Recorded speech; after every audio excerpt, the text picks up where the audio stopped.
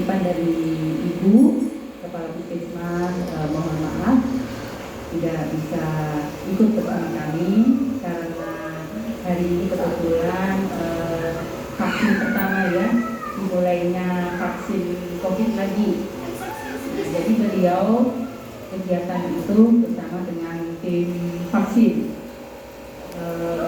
Terus yang ketiganya kami nanti ini kami ada bertiga, saya sendiri di Puskesmas sebagai pengelola program Pramudia, terus yang kedua Ibu Mitri selaku promosi kesehatannya, dan Saudari Yuni itu promotor untuk promosi kesehatannya.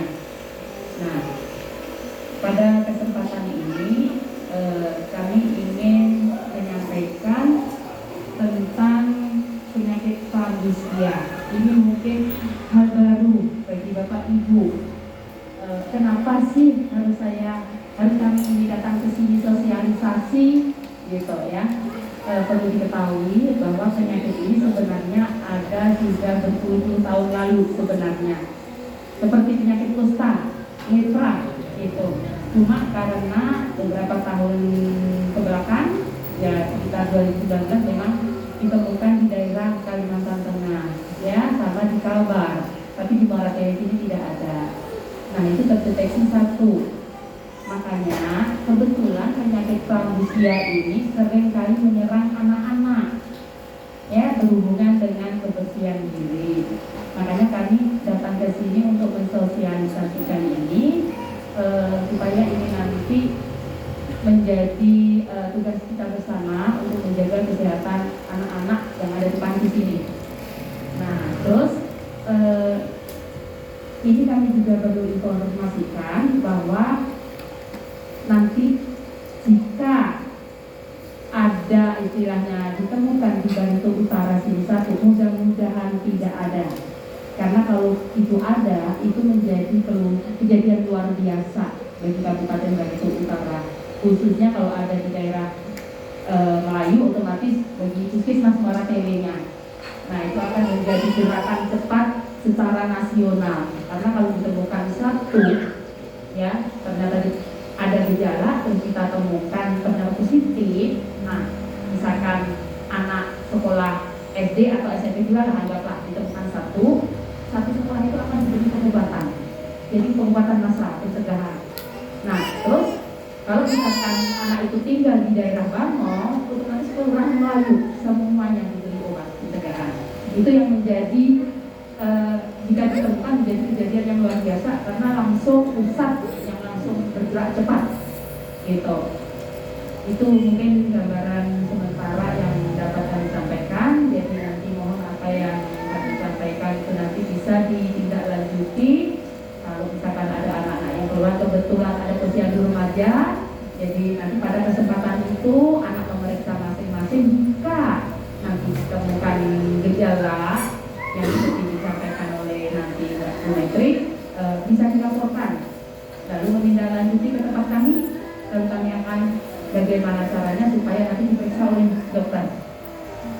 Mungkin itu dari pengantar dari saya, dan untuk waktu teman-temannya saya persilakan untuk Ibu Menteri menyampaikan tentang penyakit COVID lebih lengkapnya. Terima kasih. Terima kasih Bu Yayu untuk kesempatannya. Saya akan menjelaskan tentang penyakit Flavisia. Mungkin dari Bapak atau Ibu baru mengenal atau baru tahu nama penyakit Flavisia. Kalau nama sehari-harinya ini penyakit petek atau bubar disebut orang. Kalau yang bahasa medisnya itu adalah penyakit Flavisia. Penyakit Flavisia ini disebabkan oleh kuman atau bakteri yang masuk ke kulit yang terluka. Bakteri itu masuk ke kulit yang terluka seperti ini Pak ya contohnya. Jadi dia berkembang biak di bakteri yang terluka. Penyakit Flavisia ini juga berkembang biak di daerah tropis seperti di tempat kita ya Bu Yayu, yang panas atau hujan. Selain itu, penyakit Flavisia ini dapat disebabkan oleh faktor usia seperti yang Bu Yayu tadi jelaskan, pada usia anak-anak 1 tahun, kemungkinan kan namanya anak-anak untuk perilaku atau pola hidupnya memang kita orang tua yang memperhatikannya. Jadi kalau anak-anak kan memang mudah sekali untuk kena penyakit pramusia ini. Lingkungan juga berpengaruh serta pola hidup, serta juga menjaga kebersihan yang pasti itu untuk penyebab dari penyakit pramusia ini. Tanda dan gejalanya yang pertama itu koreng, seperti benjolan, seperti cacar, tapi bukan cacar. Kalau cacar kan sakit. Kalau penyakit pramusia ini seperti benjolan tapi tidak sakit. Dia benjolan, di dalamnya ada berisi nanah. Nanti ini juga akan meninggalkan bekas, cuma dia benjolan seperti ini. Benjolan, tapi dia nggak sakit. Kalau ditusuk-tusuk dia nggak sakit. Kalau nanah kan sakit, ada panas, ada sakit. Kalau pramusia ini dia nggak sakit, jadi itu yang kita takutkan. Kalau terus berkelanjutan akan menyebabkan bisa sampai ke cacatan di sendi atau tulangnya. Kalau ditanya apakah penyakit pramusia ini menular? Ya, penyakit pramusia ini menular.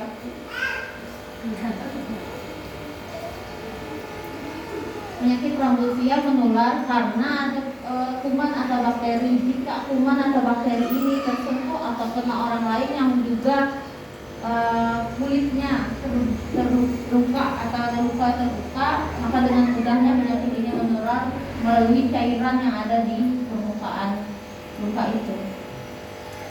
Yang perlu mendapatkan pengobatan adalah orang yang sudah terdapat tanda atau gejala penyakit pramusia ini. Seperti kata Ibu Yayu tadi, Ibu Yayu orang yang satu orang yang terkena penyakit pramusia, maka siapapun yang ada di wilayah itu akan diperiksa dan diberi pengobatan. Untuk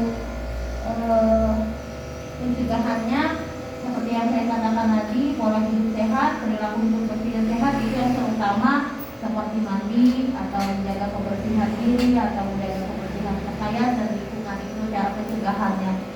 Kemudian cuci tangan, yang selalu kami anjurkan untuk anak-anak melakukan cuci tangan secara 6 langkah itu. Kemudian menghindari penderita atau menghindari kontak langsung dengan penderita yang terkena penyakit pramusia. Yang selanjutnya, kalau kita temukan segera dilakukan pengobatan untuk penderita pramusianya. Mungkin itu aja yang bisa saya sampaikan. Kalau yang ditambahkan kita beri jadi itu yang Bapak Ibu, kami sosialisasi kepada Ibu tujuannya supaya nanti bisa diantara anak-anak, terutama pada saat posyandu remaja, jika ada keluhan, kita sampaikan aja petugasnya, petugas kesehatan dalam hadir, nah biar nanti dicatat, terus nanti dilaporkan ke kami. Nah, untuk tadi disampaikan oleh Ibu Petri bahwa pramusia itu intinya adalah penyakit menular.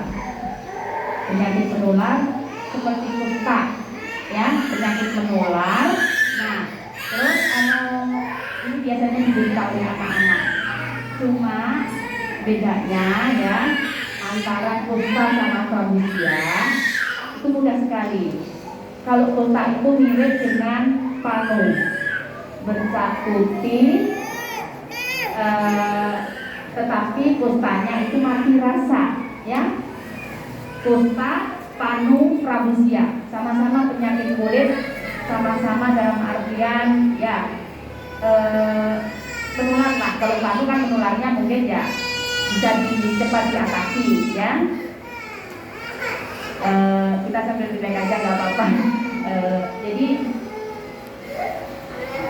pramusia ini menyerang kulit, jika dibiarkan itu akan membuat catatan pada tulang, ya. Nah terus bedanya dengan pramusia tadi, kalau panu oke, kita sering itu sudah lumrah. Kalau panu itu identik dengan gatal karena disebabkan oleh jamur. Nah yang penting itu jaga kebersihan, kita obatin yang dengan obat jamur itu pasti nggak menyebabkan yang sampai membuat tubuh kita menjadi ada gangguan yang parah. Tetapi kalau kosta itu bisa menyebabkan gangguan yang parah, ya. Nah, kalau kosta, bercak putih atau kemerahan mati rasa itu kosta. Nah, kalau prambusia itu tadi di dalam awalnya sudah disampaikan, model kayak bintik, ya, bintik atau benjolan seperti gambar ini, atau bisa kalau misalkan mungkin Bapak Ibu mungkin pernah lihat cacar, tapi bukan cacar yang menyebar ke seluruh tubuh ya. Kalau kami bilang herpes, herpes itu yang ada yang menyerang di sini mengikuti saraf. Nah, cacar tapi yang model yang sudah orang terserang cacar pertama, kalau terserang kedua itu herpes, dia akan menyerang daerah saraf. Nah, mengikuti saraf yang biasanya kayak di sini timbul hitam, daerah sini. Nah, itu herpes, ya. Sama cacarnya, cuma itu sudah lain jenisnya, ya. Itu disebabkan oleh virus.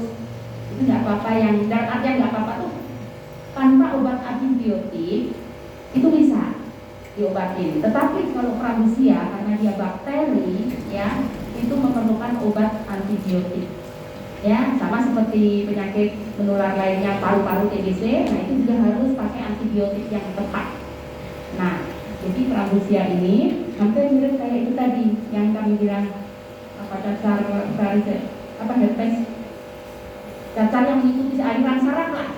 Yang itu biasanya kalau di sini orang bilang diludahin nanti sembuh, gitu misalkan ya. Nah itu cacar yang disebabkan oleh virus. Hampir mirip seperti itu. Tetapi yang perlu Bapak Ibu ketahui, prambusia ini mudah sekali kita deteksi, ya. Satu, jika ada kita lihat gejala seperti ini, dia nggak ada rasa sakit. Biasanya kalau ada bisul atau kayak koreng-koreng seperti ini, apalagi banana, itu pasti ada rasa nyut gitu loh. Lalu badan demam segala. Makanya ini biasanya kalau ada ini itu terabaikan karena tidak ada rasa sakit. Nah, jika tahap awal menjaga kebersihan itu akan hilang dengan sendirinya karena masa inkubasi sekitar 10 sampai 9 tahun.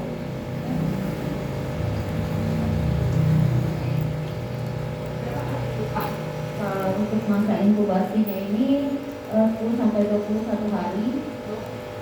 Kalau untuk yang sampai ke penyakit ini kan sampai 90 hari. Iya, tahap awalnya ya, tahap awalnya sampai 3 minggu.